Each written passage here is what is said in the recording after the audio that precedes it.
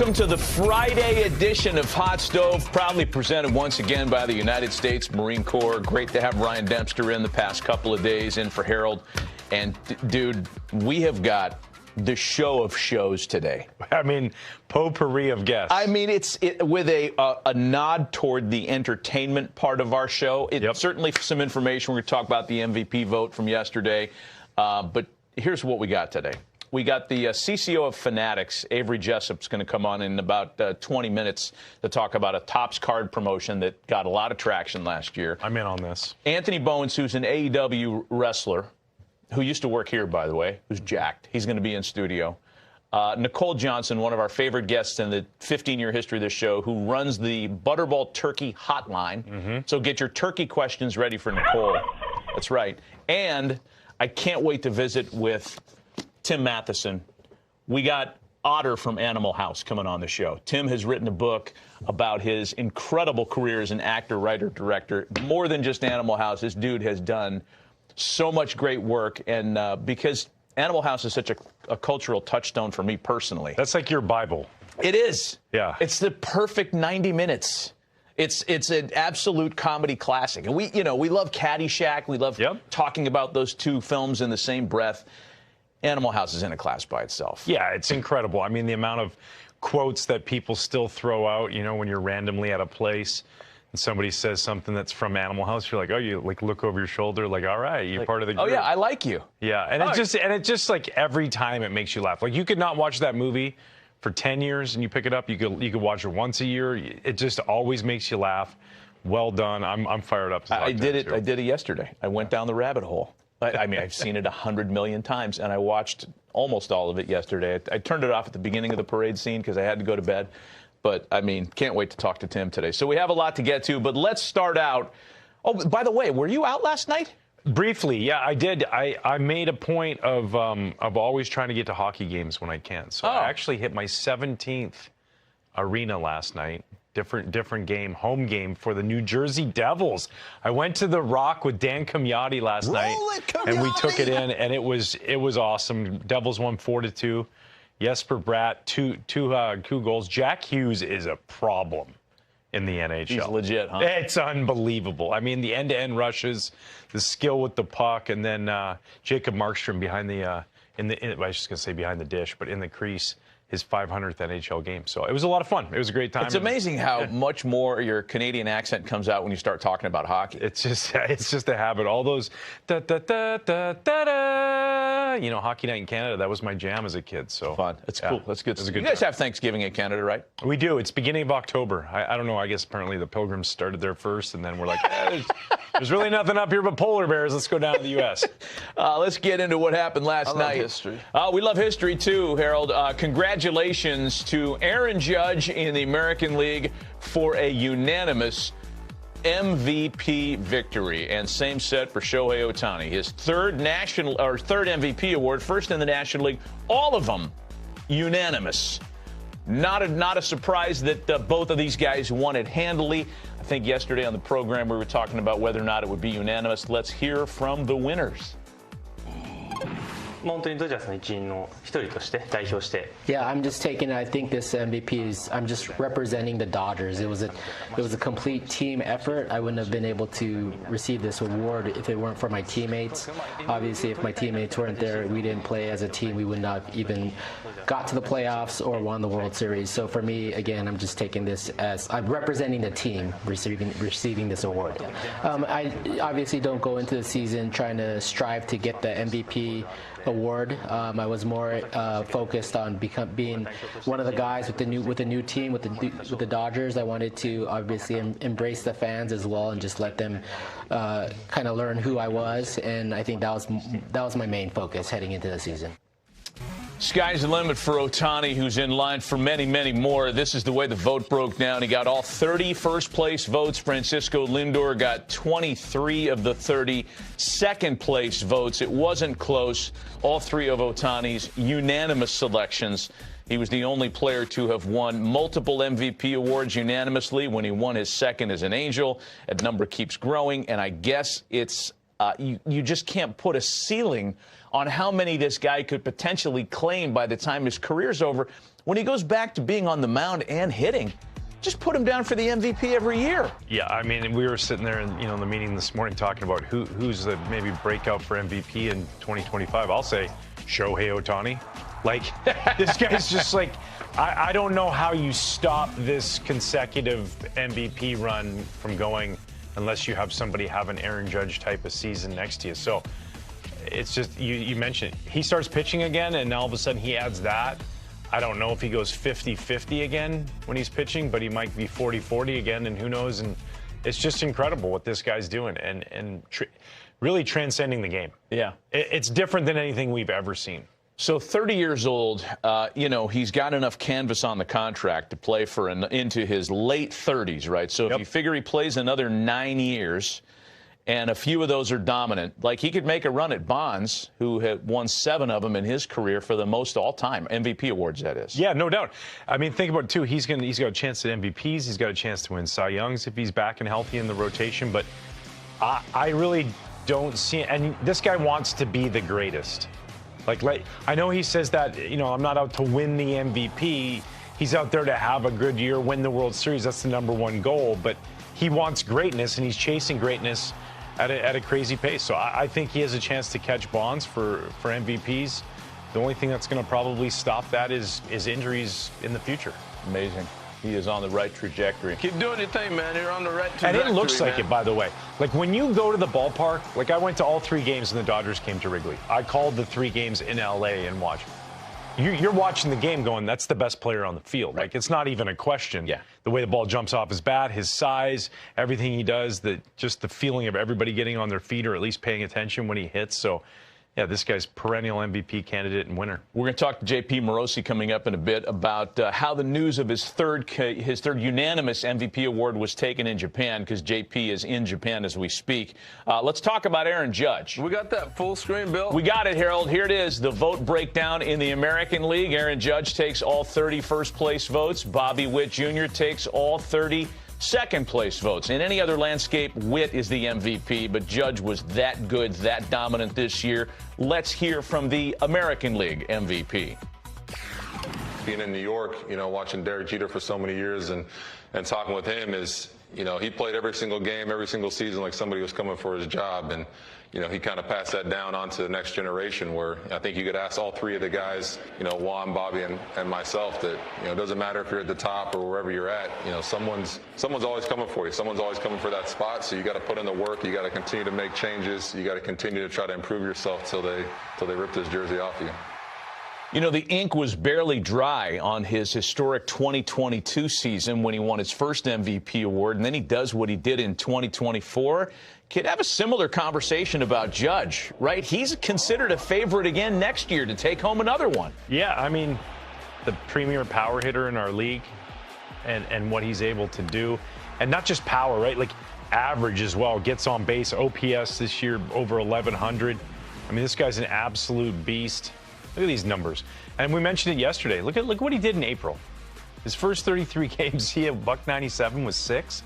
And then he does that the rest of the season. I mean, these 2 guys, it's going to be hard, right? Like, it's going to be tough for the guys on that list to knock those off. Like, think about it. Jose Ramirez was 1 home run shy of 40-40, and he finished 5th. Jeez. That's the kind of season that Aaron Judge is having. I remember when Aaron Judge debuted in 2016, and it was on a ridiculously hot day. It was like 105 degrees at Yankee Stadium. He homered in his first at-bat.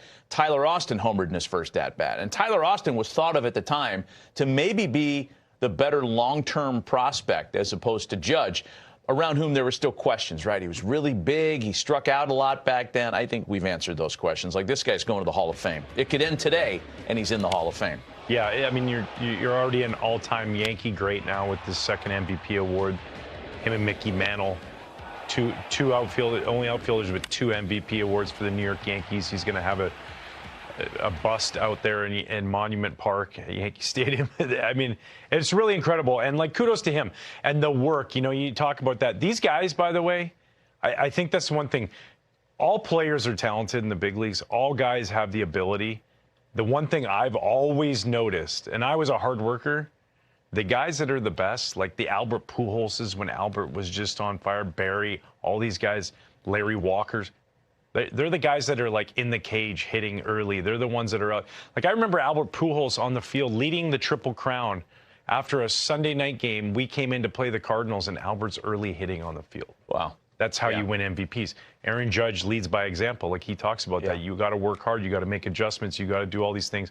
Stay healthy first and foremost. And when healthy, he's like him and Shohei are the most dangerous guys in the league. Let's talk about a former MVP, Freddie Freeman, who apparently had a pretty good time at the CMAs. Here he is with his wife, Chelsea. And in fact, kind of made himself all over the place at the red carpet show as well. I'm told Freddie Freeman is here too. Hold on a second. Wait. Get over here. Come on. You know what? Hey guys, nice to see you guys. Did you see Ronnie? Yeah. When I say grand slam, you guys say? You say? I guess I did that, huh? Crashing the Brooks and Dunn and Shabuzi interview, Freddie Freeman, if he were a country music artist himself, his inaugural drop would be cheekily titled "Hobblin' Home." I like that. That's a good album cover right there too. I like the font. I mean, we put some work into this. How about if Mookie Betts were at the CMAs as a country music artist? He's a Tennessee guy. Tennessee 10-pin. Yeah, right? that's the homage to the bowling skills that Mookie Betts has as well. It's a little bit of everything. Country That's music good. How and did you bowling. come up with the title? Come on, Harold. It was just explained. Tennessee 10-pin. What if Shohei was a country music guy? Now that I'd like to see. Playing both sides by Shohei Ohtani. Yeah! He'd be the first country music star to flip his guitar around and play it. You know, he can play it right and left-handed right there on stage. Yeah. We love the CMAs on the program. Let's take a break because we have so much to get to. Konbanwa, good evening from central Tokyo, the beautiful Tokyo Station in the background. The first station built on this site was back in 1914. Just a gorgeous night here in Tokyo. Remarkable to think my time here is actually nearing a conclusion. The Premier 12 is almost over, but one more live segment on Hot Stove is straight ahead. And by the way, I had to pick up this hat of the Cebu Lions, one of the teams of NPB. I felt as though a good connection. The Cebu Lions, the Detroit Lions in my great home state of Michigan. One more segment is next. Oh, man, this is terrible news. JP Morosi will be exiting Japan soon. Sayonara. Yes, it's been a long stay in the Pacific Rim for our intrepid friend John Paul Morosi on a Friday, wrapping up a big tournament there, watching local reaction, interestingly enough, to Shohei Ohtani winning a third MVP. How did the nation, how did Japan respond to the news? You're there. Yes, indeed. Good morning to all of you in North America. The reaction here, a lot of joy and a lot of pride, as you would expect. In fact, I'm near this train station, the Suidobashi train station near the Tokyo Dome, and there you see the Ohtani meter for what he achieved this year in the 50-50 season. All the Dodger hats throughout this train station. I even saw some Dodgers jerseys there, the Ohtani jersey. And actually not far from Ohtani, there you see the American League MVP, the jersey there. There's actually a Roki Sasaki jersey and, oddly, a Hulk Hogan WrestleMania shirt beside the Shohei shirt. I gotta tell you, I was expecting the AL MVP shirts from the Angels, the Dodgers jerseys, the Roki Sasaki Chibalote Marines jersey. Fully expected that. Wasn't expecting Hulk Hogan, but there he was. Now, also tonight in Japan, another resounding win for Samurai Japan, consecutive win number 26 at the Premier 12. But it took this heroic swing from Shugo Maki, which, by the way, a grand slam. We talked about Freddie Freeman. I got to tell you this, only a grand slam in Japan is described as a sayonara home run. There are all the other home runs. A grand slam, as Harold would say, is a sayonara home run. And this was my experience in the right field stands. Guys, I was not on the call for this game, so I had a chance to experience this one as a fan a little bit more. Look at this. coordinated chants and cheers for every single player. They do not rest. They do not rest all game long. And by the way, hey, look, there's Shohei, a Shohei jersey in the stands as well. So a pretty special night, another big win, and we're back at it in about 12 hours. The U.S. is going to play Venezuela. So all possibilities still remain. The gold medal will be handed out on Sunday. The final four teams, Japan, Chinese Taipei, which has been very impressive here, Venezuela, and the U.S. The U.S. 0-2, but Rich Hill confirming to me, guys, he plans to pitch next year in the major leagues, age 44. Those 4 scoreless innings against Samurai Japan were witnessed by many scouts in the stands here in Japan. A lot of fun. That'll be fun to track that story. Rich Hill is out there on the free agent market, and so are a triumvirate of World Series winners. The Dodgers have some big names out there on the market. Let's start with Teoscar Hernandez, and then I'm going to re-tee you on the 2 pitchers off the Dodgers roster in the World Series. But let's start with the outfielder. Teoscar's got to be getting a lot of interest. He is. And if Teoscar does not go back to Dodger Stadium for 2025, I'm going to make this bold prediction here on November the 22nd. I believe he will go to the American League East. And he has phenomenal career numbers at Fenway Park. Now, the Red Sox have been linked and mentioned a little bit with Juan Soto. I'll tell you right now, based on what I've been told, I'll be surprised if Juan Soto becomes a Red Sox. And so if Juan Soto goes somewhere else, and again, most likely that somewhere else would be New York City. And so if Soto signs with the Yankees or the Mets, get ready to listen to a lot of conversation about Teoscar and the Boston Red Sox. I could also see the Baltimore Orioles being involved there too.